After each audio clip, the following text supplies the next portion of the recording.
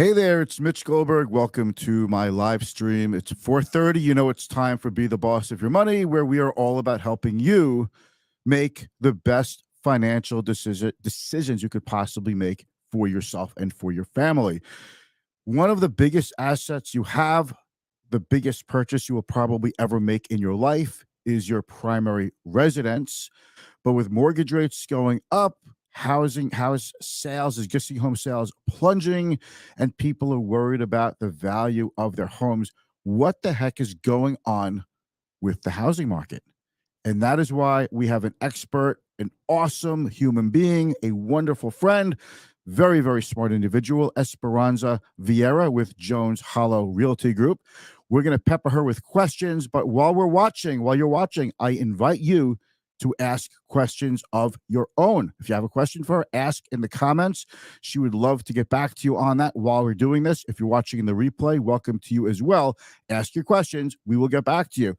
While you're watching, if you don't mind, give us a like, give us a thumbs up, maybe a heart, an applause, whatever reaction is available to you, depending on which social media platform you're watching from. My favorite one is the wow on Facebook. So if you're coming in from Facebook, definitely hit us up with that emoji. And I'm going to roll a quick introduction, and I will bring in the awesomeness, the incredible Esperanza Vieira. Here we go.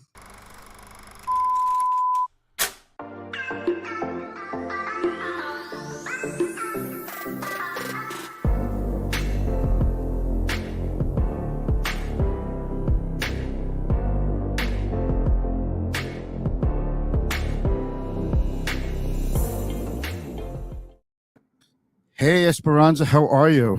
Hey, Mitch, I'm good. So happy to be on your podcast with you. Thank you so much for joining me, taking the time. I know you are very busy and we have lives, but you are going to share your knowledge with us, and that means a lot to everybody. And you've been doing this a long time. You are an experienced realtor, but more importantly, you really saw the best of the industry, and now you're seeing a tough time. So you've really seen the flip. It's almost, to me, it feels like somebody flipped a light switch and just said, "We're going to turn off the real estate market." Click, and we're going to raise interest rates. It just went from like under 3 to 6s to actually it's over 7% recently, and it's just like everything grounded to a halt. So overall, big picture, what's the status of the residential housing market? Yeah, so like you said, during the height of the pandemic, interest rates were, you could find 2%, 3%. So everyone was really jumping into the pool. Affordability was through the roof. So you had houses with multiple offers. Offer is 100,000 over ask. So it was like seller's market, but like crazy seller's market. So now what's happening is the market is starting to regulate itself. So it's shifting. The interest rates are up. Right now you can get, a little above 6%. And of course, that also is dependent on your credit score, your DTI, and, other factors that come into play. But really, the interest rates going up just affects the affordability for buyers. So the reason why it's regulating itself is because the houses are now sitting a little bit longer. The sales price is, coming down, so it's reduced. You're starting to see that some offers are coming in with a seller's concession, meaning that the seller is agreeing to help cover some of the closing costs for the buyer. So because there are less buyers competing, you can imagine a house can come to the market, and instead of getting 10 offers, now it's getting 2 or 3. I recall very recently a number of houses on the street that I live on Long Island, a few open houses from neighbors who are moving out, and the line of people to see the house went down the little walkway, down the driveway, into the street, and maybe people going lined up even past the driveway of the next house. Yeah. And I don't see that anymore. Now I see for sale signs, and they kind of just blow in the wind now. Right. So that's what I was saying, is that there is a lot less buyers now, right? The interest rate kind of wiped out a lot of affordability. So before, you could perhaps purchase a 650, 100,000 home, and you're coming in at a mortgage, over 3,000, where now you are getting the same mortgage monthly payment but you can only afford maybe half of that. Right. So an uptick of from let's say 3 to 5% on a typical depends where you live. I say typical tongue in cheek because we're in Long Island, so this is typical. On a typical, $400,000 mortgage, it's over $1,000 a month difference. Right. People in other parts of the country might say, "Are you crazy? $400,000 is a lot." Where we are, it's not, and that's just our own little reality in our little capsule. I love living on Long Island. There's two things I hate about it. It's expensive as hell, and getting on and off the island is killer. Yeah. I mean, the thought of going to New Jersey, Pennsylvania, or Connecticut, it's just like I would rather cut off relatives and friends than have to visit them in New Jersey. Yeah. And I mean, on the plus side, right, which is probably why we don't leave, is you can drive 20 or 30 minutes either north or south and you hit a beach. You That's can't really what get I it love. else. Yeah. Field 5, Robert Moses speech is on me. Walk around the Robert Moses Lighthouse, right? That's Yeah. my thing. What does I guess what I want to say is, what do you tell a buyer today? Do you tell them to hold off? Do you tell them to wait? Or do you tell them they could be more aggressive with what they offer? Because used to be you're either offering above asking price or don't even bother. But now do you tell them the same thing? Where do you say, well, let's go a little bit a little below asking price? Yeah. So yeah, the market completely shifted. Like you said, it was almost overnight. It went like that. So where you got houses offers, 100,000 over ask, now you're getting at asking a little bit below asking. I had a listing recently. Again, it's all about if you work with a professional and they know how to properly list your house, you're going to get offers above, because it's still a seller's market. Inventory is low. There's still more buyers than there are houses for sale. So I think it's very situational. It's a good time for you if you can afford it.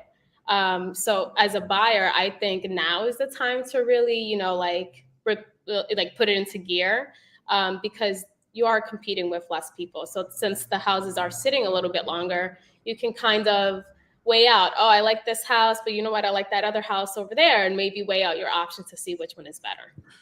I find that we certainly in my industry in financial services, we love to talk about the big crash coming. We love to talk about the market crash, the cataclysmic event that's going to wipe everybody out, and the whole market is going to start fresh at zero. And anyone who can get in at that point is going to just become rich, and it's going to be the best.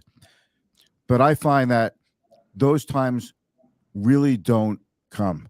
Even in 08, 09, with a horrendous housing market, yes, in certain parts of the country, you could buy a house out of foreclosure or for a song and a dance, but it wasn't really like that where we are. It's certainly, I don't think it's going to be anything like that. Now, people have built up equity in their houses, and there's still decent employment. Unemployment would have to me, rise an awful lot for the housing market to really tank.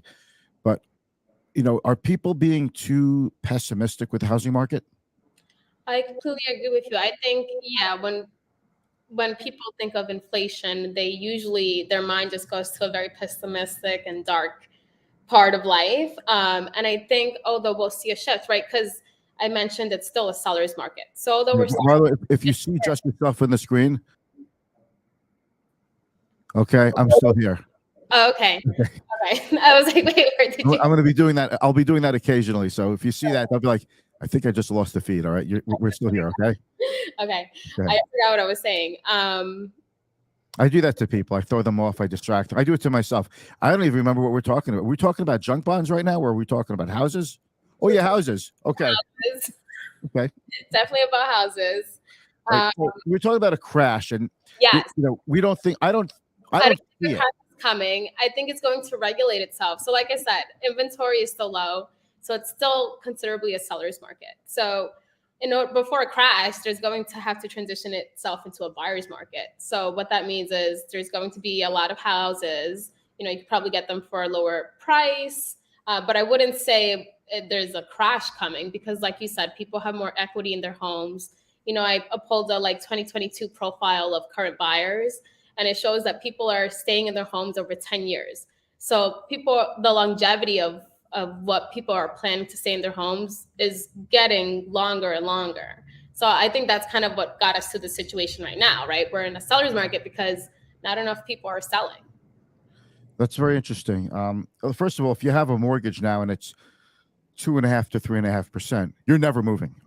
Well, right. What are you're going to sell your house to buy a bigger house and then have a mortgage payment that's twice the interest rate? I don't think people are moving. I think mobility has actually shifted down because of low rates. My own opinion.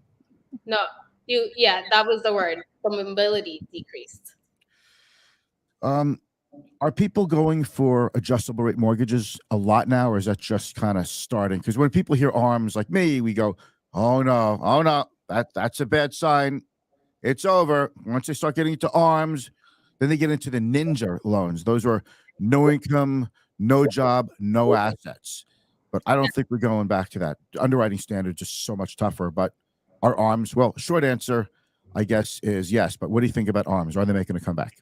Short answer, they are making a little bit of a comeback because keep in mind, although it is an adjusted rate, it's fixed for a certain amount of time. So I think you want to take advantage of that, especially if you do plan to maybe refinance in a couple of years with the hope that rates will go down. Again, it's hard to predict. So if you can afford being in a house for 5 years, maybe a little bit above that, then I would say buy now and stay in the house. You've probably heard marry the rate, right? And buy date the rate, marry the house, right? that. I actually have that written down in my notes to talk to you. So I knew that was going to come up. I feel so well prepared now that you were about to say that. You just made my day. So thank you for saying that. And what do you tell a seller who is unrealistic about the price that they're asking for? And we get these a lot. You get sellers that are still in the mindset of the height of the pandemic, right? Oh, I know my house is worth $1 million, and you have, because as a realtor, when I come to listing, I'm pulling reports, right? So they're called comps. They basically just look at houses that sold within the last 6 months that you can compare to that property. So based off of that, I can tell you what it might sell for, right? And that's how you learn to price the house properly. So with those sellers, it's a little tough because they're unrealistic. It's hard to explain to them that a shift happens literally overnight. They're like, that happened 3 months ago, the house sold. Yeah, 3 months ago, when the rates were a lot lower than they are right now. Right. We've never seen a Federal Reserve this aggressive. Yeah. And I've been following the Federal Reserve for over 30 years. That's long I've been in my career, financial services, financial advisor extraordinaire. Yeah. And we've never seen the Federal Reserve raise rates like this so rapidly. We're still wondering what kind of dislocations we're going to have. We're still wondering what kind of impact is this going to have in the market. And I think that's why it's so hard to predict where the housing market is going to go. Well, you know what? My crystal ball is as good as anybody else's. And my thinking is, tell me if you agree with this, that if you need a house, yeah, it fits your family's needs now, the price is right, the school district is right, you might have to give up a few things in the house, right. Maybe a 1-car garage instead of a 2-car garage, or maybe a 1/4 acre instead of a 1/2 acre, whatever it is. Mhm. But if you have to do it, you have to do it. And because there's so few houses coming on the market, like you said, it just reinforces why I don't think a market crash is on the way. Yeah. I just think inventory is low. And now home builders, the publicly traded home builders are cutting back on building new homes also. So I was actually going to mention that because prices are starting to come down again, investors are getting involved again. So I, over the weekend, was submitting offers, and $500,000 home, we lost out to an all cash buyer. So that was big during the pandemic. And then, prices went up, investors kind of pulled out a little bit. Now they're starting to come back because prices are coming back down, to the point of, if you buy a house and let's say you rent it, you could definitely get a form of rental income. You start building equity at the same time. So it's definitely a good way to build wealth. I think so. What do you think of the constant buy versus rent debate? Where do you stand in that?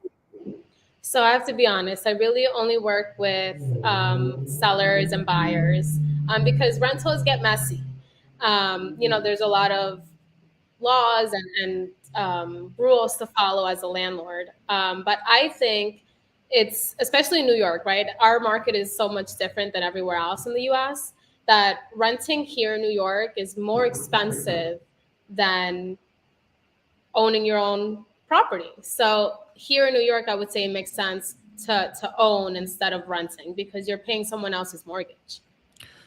Right, you're paying the mortgage plus the taxes, but the side for the renters is mobility, not stuck with headaches, not stuck investing in the house. I've owned a couple of houses in the past, and I know that people say, "Oh, you made all this money in the house," but then I realistically have to look back and say, what did you put into the house? What did you pay in mortgage interest while you owe the house? What did you pay in real estate taxes while you owe the house? You have to take all of those things out of it. This is why Right. I tell people you can't just say what you paid for the house and what you sold the house for. There's a lot more to it than that, right? No? Yeah, no, absolutely. There's a lot that goes into the maintenance of home ownership, right? There's landscaping, the windows, the roof, maybe you need a new boiler, it has to get serviced. There's so many additional costs to home ownership. There are. One of the big drivers of real estate prices, and prices went up something like 40% for, nationally for the price of an existing home. It's just a gargantuan amount. So there are some predictions that houses could drop 5 or 10%, but they're still up even in the last year. Yeah. The price of a house, the median price of a house is up still about 10%, even with rates up, because inventory has fallen off a cliff and existing home actual sales are down by about a third in the last year. Yeah. So we don't see anything, but we just aren't seeing a lot at all. And I think that's what's keeping the prices high. Hybrid work from home during the pandemic, it seemed like that created a big shift into home ownership of people in our area moving from the city to the suburbs. Oh, absolutely. That was definitely a driving force, I think. And it, especially during the pandemic, increased the amount of buyers. That's why competition was so high. You had people not only on the islands, but you had people coming from the city and out of state, trying to move into New York, and especially on Long Island, because you have more space to yourself. You have more property for what you're paying for it. You're during the pandemic, you're sitting home, you get a dog, you're working from home, so maybe you want a little gym in your house, you want a better, bigger living room. Yeah. You're spending so much time at home, you need more space. Is that still a factor, or has that kind of leveled off, or has it gone away? I think it's definitely still a factor. There's a lot of people who are still working from home. And even though, I would like to think, and I think a lot of people like to think that COVID is over, there is a lot of people still working from home and they're not having to go into the office. And, or also maybe the companies are like, you know what, they're doing their job better than they were in the office. So we might as well just keep them out there. Anecdotally, I spoke with a person who's a chief operating officer of a publicly traded company that operates in 6 countries. Yeah. And he told me they eliminated almost 90% of their office footprint. Oh, wow. Globally. Yeah. So definitely I see a lot of companies seeing this as a huge cost savings to them if they get the work done. And that debate will rage on. Are you getting the work done, or are you not getting the work done? But if at the end of the day your company says things are productive, you're getting the work done, Right. and then that's all the opinion you need. That's all the opinion you need. Right. The numbers don't lie, right? That's the numbers don't lie. And isn't that the truth? And isn't that what housing is all about? Well, actually, I don't know if there are too many things that are more emotional than buying a house, Yeah. especially your first house. Buying or selling even your house. Okay. Buying or selling. Right? Because I've had people who have lived their entire lives in the house, have raised their children, now wanting to raise their grandchildren out of state, and that's why they have to sell. And that's over 30 years that you've been where you consider home, right? So they're very emotional in that sense also. How do you calm people down? I'd imagine that in some ways you're playing referee between buyer and seller because there's just such a conflict. They're trying to get the highest price, they're trying to get the lowest price, and you have to deal with emotions. So you're probably part psychologist as well. How do you deal with that? How do you deal with the emotions of your Yeah, buyers I and think sellers? as realtors, we have like an ongoing joke that we have so many hats, and it's true. I always think that like in order for me to take care of you, I have to take care of myself. So I try to live a healthy life. I meditate, I do yoga, and read a lot of like self-help books and things like that are motivational and inspiring. Because I think in order for me to try to be that for you, I can't be that unless that's who I actually am. I hit my buyers. Sometimes we write offers, and it's a crazy market, so they don't always get accepted. And I'm like that, the broken record player, like that. Okay, that's okay. It just means that something better is in store for us. That is such a nice way to put that. It's just the universe's way of saying there's something in store that's even better for us. Yeah. I'm going to use that. I like that a lot. So if you had to see on the horizon, not the too distant future, but springtime is usually the booming season for home sales. Yeah. Kind of it pulls back in December, January, stays pretty dead through the winter, and then March rolls around and it's back to business. Do you see some more supply coming on this spring? There is a seasonality to it. Does that continue? Well, right. That's what I was going to say. It's usually like in and out. It's a cycled season. So I think definitely that it slows down in the winter and it comes back in the spring normally. And again, kind of with, you know, things to keep in mind, like sellers usually want to, kind of plan it around their children's school year. So, they finish towards the spring, then they're able to sell and look. They're hopefully in a new house before the new school year begins, and that kind of trend. I've been in that position before, and it's so true. You have everything revolves around the school year. Yeah. And If you didn't have kids, you would move somewhere else into a cheaper place with lower taxes and probably a condo anyway. yeah. So houses I think are good for the kids. Yeah, and it's always something to consider, right? So like my broker is Jones Holly Realty. We have an app. So better than Zillow, better than Trulia, Realtor.com. And it, right at the bottom shows you the ratings of the school. So like I know that's very important to a lot of buyers. Right. Well, I see the school districts. If I may say, I'm in the market for a couple of condos myself, and I do see those ratings. Um, what advice do you have for people who are just entering the buyer's market? First time home buyers coming in now. Yeah, so for a first time home buyer, I would definitely say get yourself connected with a lender. Your biggest power to purchase is your pre approval. So that basically tells you what you can afford, right? You don't go shopping without your wallet, is how I try to, That put is such a good one. You don't go shopping without your wallet. I mean, that's like the third nugget I got from you today. So I know it sounds obvious, but when you think about it, it's like you don't just call up a realtor and go out. I'm sure any realtor today, if you called up a realtor and say, I want to buy a house, I'm yeah, sure they're going to ask you, well, let me see your pre-approval so I know what to show you. right. And I'm not taking your word for it because we don't have time to waste. Exactly. And, a way that I like to do my business is that I think the best service I can provide to you is to educate you and add value so that ultimately you can make an empowered decision, right? Whatever that is. So I think, especially once you have all that knowledge, you're like, why would I not use me, right? That's the ultimate goal. But That's the ultimate goal. Absolutely. but the whole point being, they should feel educated enough to make a good choice on their own. All right. I want to show you a couple of things. Okay. Just bear with me 1 second. Okay. I'm going to put these up. Oh, so by the way, hopefully I leave you with many nuggets today. Oh, you're leaving me with lots of nuggets, and it is greatly appreciated.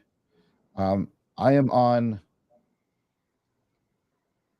the desktop version of Instagram. Okay. And I know there's a way to search for you because I never go on the desktop version. Does anybody? Um, do the crickets one. That's the crickets one. Yeah. It's going to keep doing that. All right, stopped. All right, Esperanza Real Estate. There we are. I just made that new profile thing. All right, so I'll take myself out. Can you hear me okay? I can hear you okay, yeah. Okay. And I see your screen fine also. All right. So if anyone out there watching this, if you're not following Esperanza, Esperanza.real estate, okay? She has almost 3,000 followers. I'd love to see her get to over 3,000 just from this. Yeah, let's do But it. she is a whiz when it comes to social media because she'll make like a cool post and then I'll copy it and I'll get like 4,000 hits and you'll get like 70. And Yeah. we'll just say, thanks for that so much, you know. You're welcome. That's what I'm here for. And I want to see this one. I don't know if we could hear it or not. No, we You can't can hear read it. it.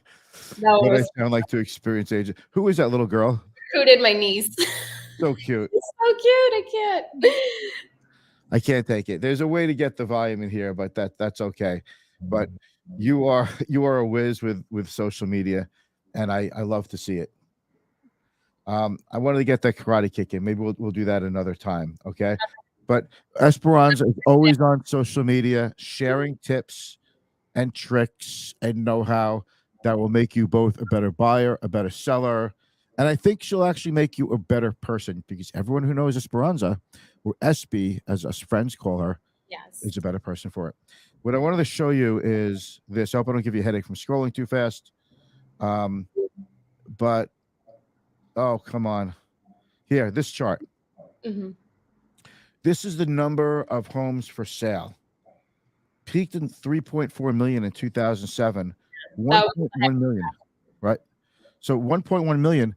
So the issue is that we've got more people in this country and fewer homes for sale. Yeah.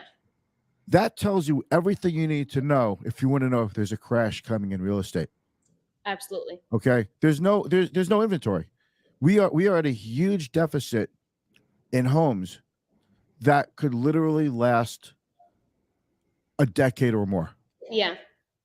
Okay. So for all you newbies in the real estate sector, all you new residential realtors, there is hope for you. Hang on. You know, it's just we will get through this. Do you look at yourself and I'll throw in mortgage brokers at the same time. You remember a commercial a long time ago? It was about Maytag appliances, and they had the repairman on it, the Maytag repairman, and all he did was sleep next to a washing machine.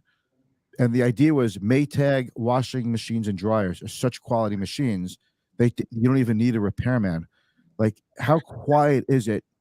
You don't have to, well, from a personal point of view, how quiet is it? Is there activity out there? And what do you do while things are very, very quiet? Yeah, wow. I mean, like you said, things are quiet now. So I think everyone's going back to basics, door knocking, prospect calling. Before you had like the sign-in sheets for the open houses and you were kind of like, yeah, whatever. Now you go and get those sheets back and you're like, hey, remember me? So I think it's definitely a lot of like touch and base to maybe people you made contact with before. The groundwork is the ground game, I like to call it. It is so important, the day-to-day stuff. Are there too many realtors in the industry? Too many. Yeah. I think like the statistic is like if you close, more than 4 or 5 deals, you're top 8% of realtors. So I have to admit, I've seen a lot of people with nothing to do. Yeah.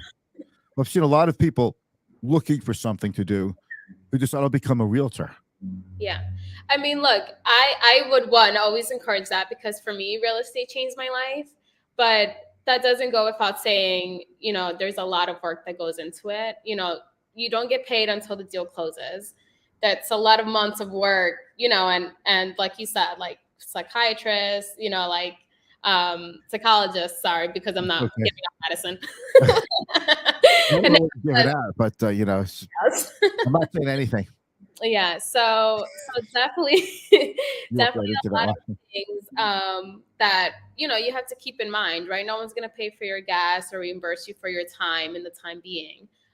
Sometimes you have to stage a house if it's selling, you have to get it cleaned. There is so much that goes into it before you can actually say that you close the transaction. I think it's fair to say the easy money period is over, and Yeah. now the real work begins, and the people who are meant to be in the industry are going to stay in the industry, and there's Yeah. going to be a lot of culling of the herd. Absolutely. And I think, especially right now, it's all about how consistent you can be with your work. So keep your name out there, keep doing the good job. People are going to refer you. That's always the best form of business is word of mouth, anyways. That's probably even better than social media, and I'm a social media bug, so I totally understand that. Um, so I'm going to sum this up, and correct me if I'm wrong. Okay. If you're a seller, you don't have to be in a crazy rush to sell. Yeah. Don't think that the price of your house is going to crash. It's not. And if you're a buyer, you don't necessarily have to be in a rush to buy now. Hmm. And it's just we went from like hyper speed to just fast. Yeah. We can all slow down a little bit and take a little more time figuring Yeah. out what we're going to do. Exactly. All right. I think that's about all the time we have. And Esperanza, thank you so much for taking the time. You've given us a lot of nuggets. I really appreciate it so much. You are awesome. Thank you. It And was an honor to be on Be the Boss of Your Money. be the boss of your money. I love that. All right, calm down, everybody. All right. All right. I will see you soon. I'm going to end the broadcast for all of us. And thanks again. Thanks so much. Bye-bye. Bye. Bye.